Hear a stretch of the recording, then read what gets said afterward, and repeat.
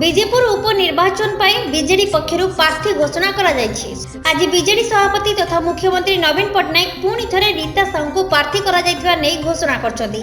रीता विजयपुर लोकप्रिय विधायक सुबल साहू स्त्री। सुबल परलोक परे से बीजेडी रे सामिल होइथिले। 2018 रे बीजेडी पक्षर तांको प्रार्थी करा जायथिला।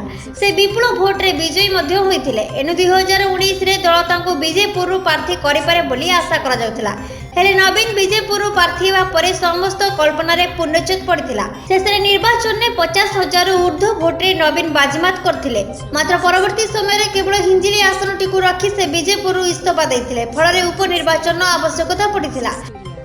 ब्यूरो रिपोर्ट झाड़ू बाहर।